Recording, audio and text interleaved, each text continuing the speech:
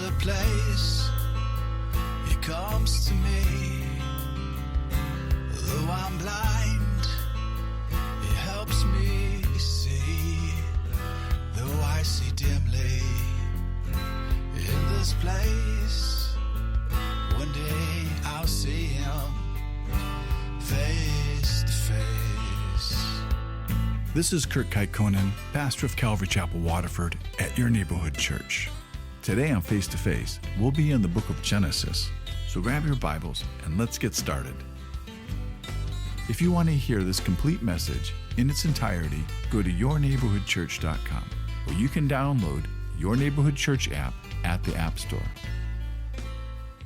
And this Lot, well, it's not Abraham's son, it's his nephew, and he calls him his brother. But there are times when family needs to go out from us on their own. They need to find out what God has for them, and either for good or for bad. And when we do examine Lot's life here, we will see that he not only has trouble, but he will also cause trouble.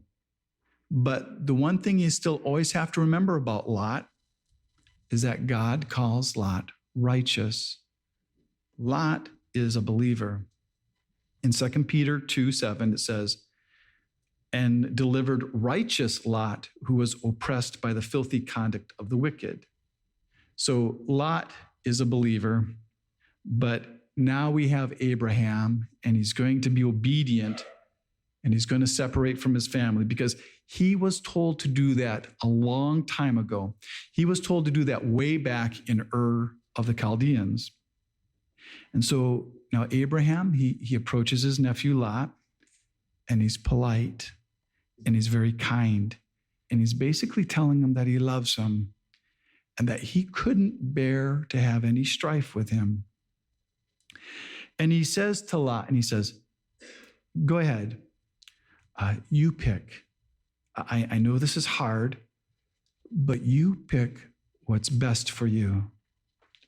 You go ahead. You pick what'll bless you."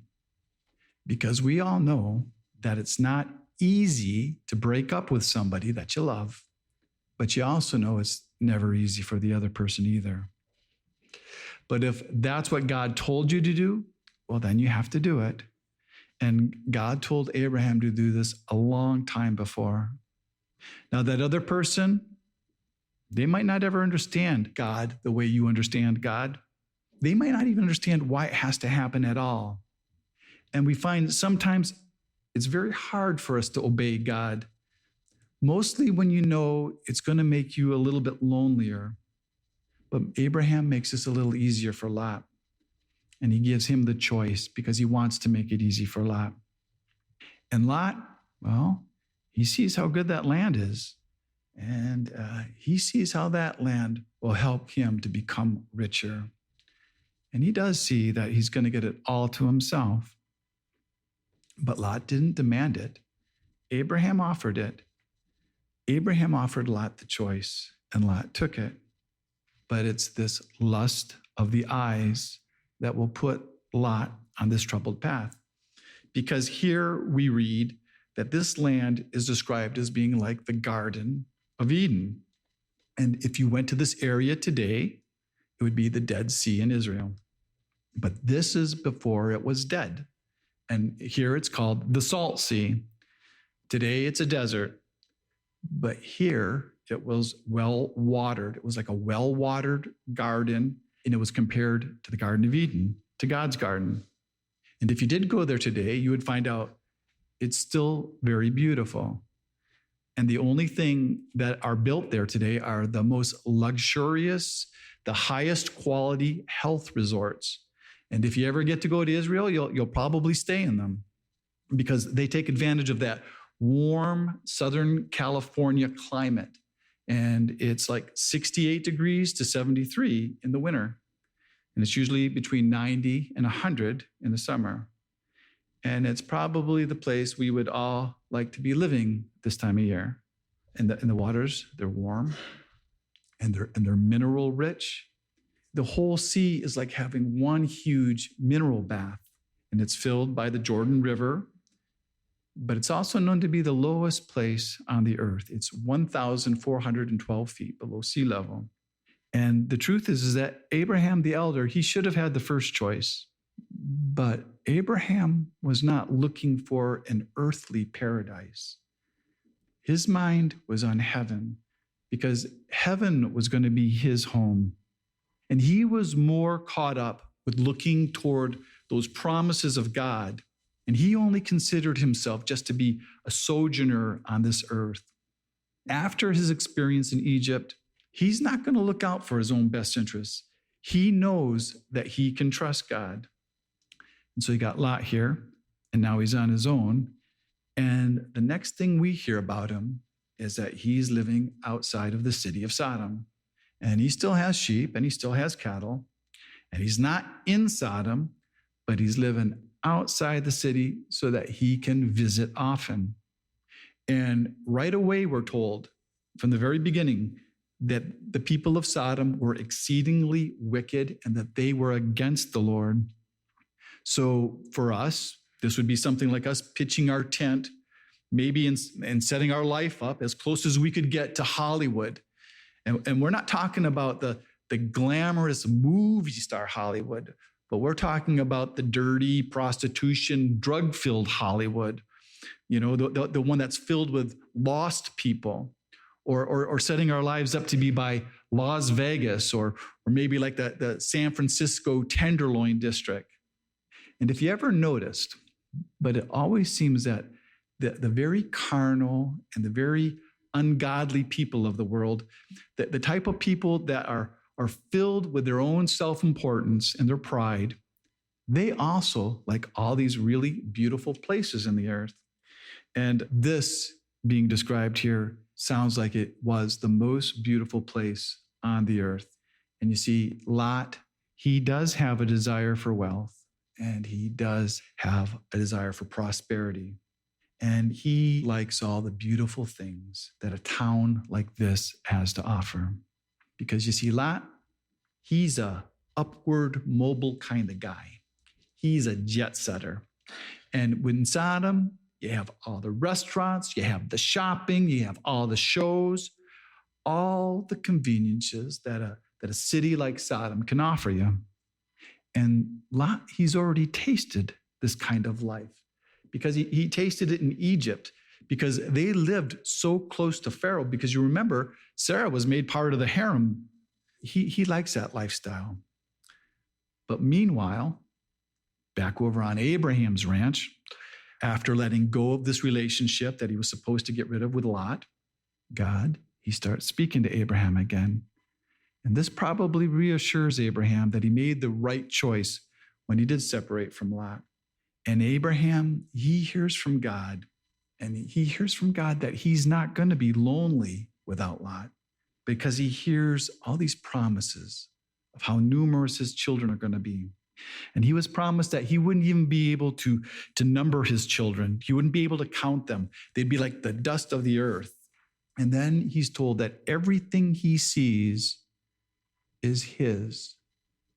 And you ever notice how God does that all the time? Like he did that with Adam after he made the world, and he says, it's all yours. And now here with Abraham, he says, everything you see is yours. And God is giving all this land to Abraham's kids. And he doesn't have any children yet. This is just a promise. And so we're told here that Abraham, he dwelt in Mamre in Hebron. And Mamre, well, that is the Hebrew word for vision. And Hebron is the Hebrew word for communion. So this is where Abraham is living now. He's living with the visions of God, and he's living in communion with God. And he's now living a life of worship with altars. And so we see Abraham, he pitched his tent in communion with God. Lot, he pitched his tent in Sodom. Abraham, he's the friend of God. But Lot, he's the friend of the world. And we've never read anything about Lot ever building any altars, ever.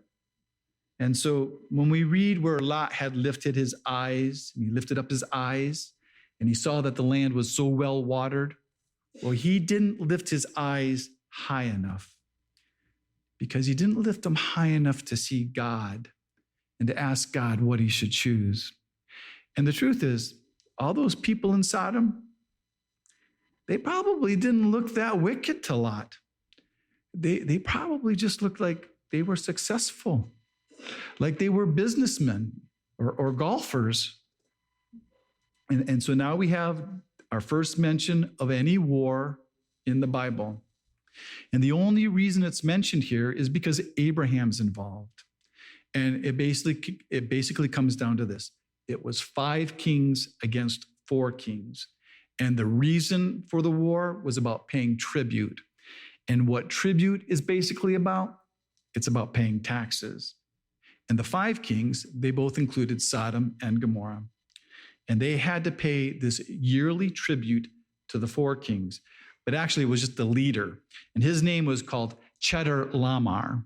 And he's otherwise known as the Big Cheese. And this Chedorlaomer, the Big Cheese, he's from very far away. It says that he's from Elam, which is Persia, which is modern-day Iran. And one of the other kings, well, he was from Shinar, which is Babylon, and that's in Iraq. And that's where Nimrod was from, and that was also the home of the Tower of Babel. So this kind of sounds like a restaurant. It sounds like the Big Cheese and the home of the Tower of Babel. It sounds like a deli sandwich.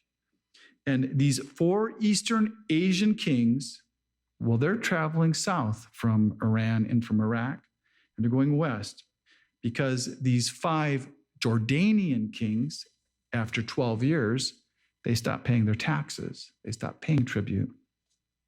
And so the Big Cheese and his allies, they're going to give these 5 Jordanian kings a tune-up. They're going to come and they're going to beat them into submission. And they beat up a whole lot of other people on the way down there. And you know what? They did. And you would think that 5 kings would be able to beat 4 kings, but they didn't. And there was only one reason that Abraham got involved, and that's because he found out that they took Lot. And Lot's his nephew.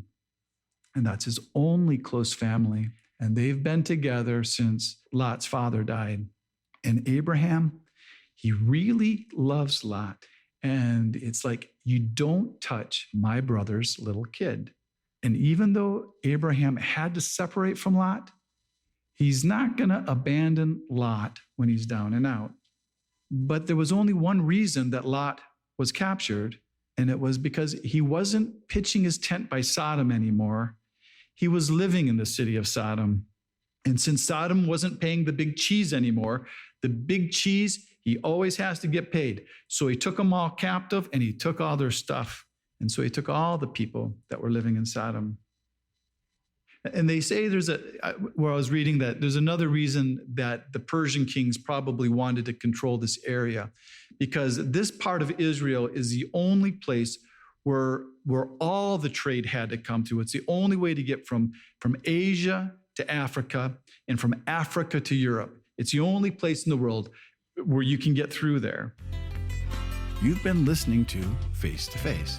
Face to Face on this radio station has been provided by Your Neighborhood Church. If you want to help support Face to Face and put this program on other stations just like yours, you can contact us at yourneighborhoodchurch.com or write Your Neighborhood Church, P.O. Box 500, Romeo, Michigan 48065. There's a place he comes to me. Though I'm blind, he helps me see. Though I see dimly in this place, one day I'll see him face to face. Tune in again tomorrow at this same time as we continue to go through the Bible.